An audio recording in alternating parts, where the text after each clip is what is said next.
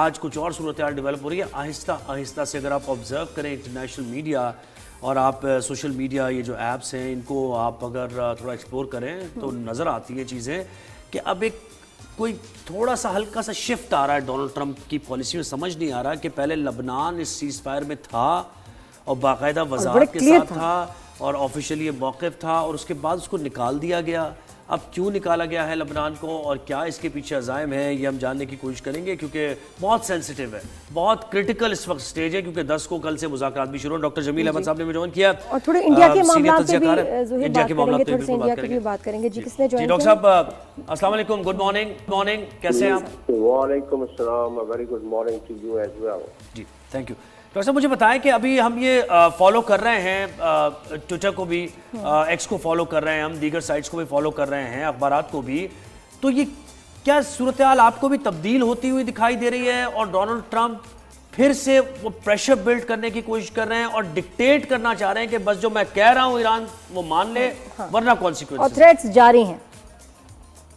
جی پہلی بات تو یہ ہے کہ تمام چینلز پر کل میں نے بھی تبصرہ کیا اور باقی مبصرین بھی تبصرہ کیا ہوگا انہوں نے بھی, کہ یہ جو اس میں اسپوائلر ہے وہ ایران ہے اور ایران نے وہ اسپوائلر کا کام پہلے دن سے دکھانا شروع کر دیا. اور پریشر جو اکثر اسرائیل اپنا انفلوئنس رکھتا ہے اور لگاتا ہے انفلوئنس, وہ بیسیکلی امریکہ میں وائٹ ہاؤس پر یا اسٹیٹ ڈپارٹمنٹ پر یا اس کے علاوہ ان کے پینٹاگان پر باقی اداروں میں وہ ہے اسرائیلی لابی. یقیناً نیتنیاہو کو یہ بات پسند نہیں آئی جو کہ ڈونلڈ ٹرمپ نے فیصلہ کیا, اور وہ فیصلہ کیا کیونکہ ان کے اپنے ملک میں ان کے اپنے کانگریس, ان کے اپنے اداروں نے ان کو مشورہ دیا جب انہوں نے یہ پاز ایکسٹینڈ کیا. اپنی جو ڈیڈ لائن جس کو میں کہ ہیومینٹیز کو تہذیب کو ختم کرنے کی انہوں نے الٹیمیٹم دیا تھا, وہ بڑی سیریس بات تھی, اس میں کافی زیادہ ہلچل مچ گئی تھی ان کے اپنے ہی حلقوں میں ڈونلڈ ٹرمپ کے. تو لیکن جس اجرت میں ڈونلڈ ٹرمپ نے اناؤنس کیا اس میں یقیناً پاکستان کی ایفرٹس کرے فہرست ہے. پاکستان رابطے میں رہا, رات بھر ہمارے فیلڈ مارشل سید آصف منیر بھی رابطے میں رہے ایران سے, ڈونلڈ ٹرمپ سے, ساروں سے. تو وہ فیصلہ تو ہو گیا لیکن یہاں تو بڑے مخمسے میں پڑ گئے ڈونلڈ ٹرمپ, بڑی مصیبت میں پڑ گئے کیونکہ اسرائیلی لابی پھر گرم ہو گئی اور اسرائیلی لابی نے انفلوئنس کرنا شروع کیا. آپ کو واضح رہے کہ ان کے پاس بہت سارے ویک پوائنٹس ہوتے ہیں. مساد کے ذریعے اسرائیلی لابی کام کرتی ہے امریکہ میں, اور آپ کو پچھلے دنوں بہت ایپسٹین فائل کا بہت ذکر بھی ہوا جس کا انڈیا ہلری کلنٹن نے کافی پہلے دے دیا تھا کہ Donald Trump is a person who has a very thin skin and anyone can get under his skin. Therefore, the decision could be reversed and the decision could be reversed. So this is what we are seeing. یہ ابھی ہمیں نظر آ رہا ہے یہ ہوتے ہوئے. تو اس کی وجہ سے جو وائلیشن آپ کو نظر آئی ہے, لیکن اس میں امید کی کرن بہت زیادہ ہے. جے ڈی وینس جب پہنچتے ہیں انہوں نے کہہ دیا کہ ایران نے جو 10 پوائنٹ دیے ہیں اس میں سے اگر 3 کی کوئی وائلیشن ہو رہی ہے تو یا 3 پر وہ ایگری نہیں کر رہے ہیں ایران تو ہم اس کو ڈسکس کر سکتے ہیں, کم از کم باقیوں پر تو ایگری کر رہے ہیں.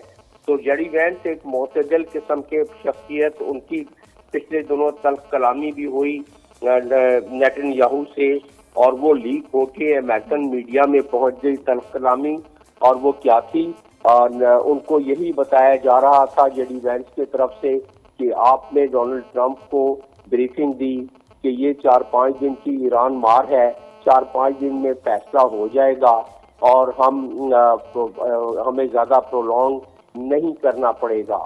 لیکن ایسا نہیں ہوا جس پر کوئی تھوڑی سی ڈپلومیٹکلی تلخ کلامی ہوئی, لیکن جس طرح کے میڈیا میں لیک ہوا ہے.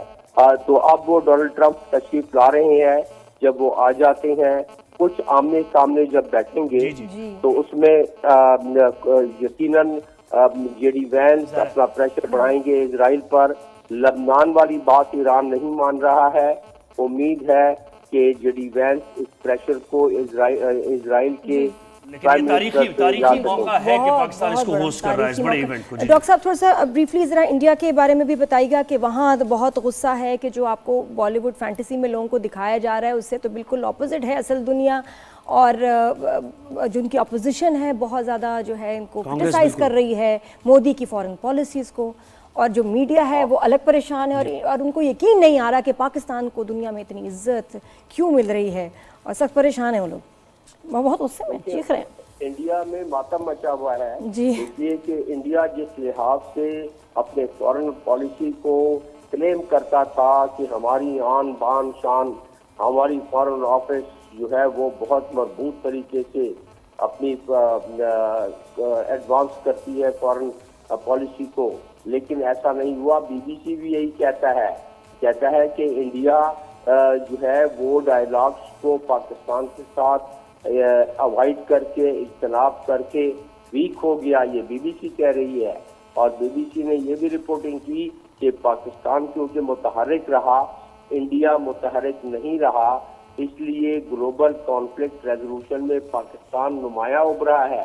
اس سے اگلی بات بی بی سی یہ کرتا ہے کہ پاکستان نے دنیا اقوام کا کانفیڈنس گین کیا, یو ایس, چائنا, ایران ذکر کیا بی بی سی میں. اور بی بی سی یہ بھی کہتا ہے کہ Modi government close to Israel, کیونکہ جو گئے جتیاں ماری انہوں نے, اور اس کے بعد پھر آئے اس میں تو کس منہ سے وہ ایران سے بات کریں گے, کس منہ سے دنیا کو بتائیں گے کہ وہ بیلنس رکھتے ہیں. پاکستان نے تو اپنا بیلنس برقرار رکھا, پاکستان نے تو معتدل, اور اسی کا اعتراف ہو رہا ہے. بالکل بہترین فارن پالیسی کا پاکستان کا اعتراف ہو رہا ہے. فیلڈ مارشل سید عاصم منیر کی تاریخ اور پرائم منسٹر میاں محمد شہباز شریف کی کوششوں کی دنیا بھر کا میڈیا تعریف کر رہا ہے.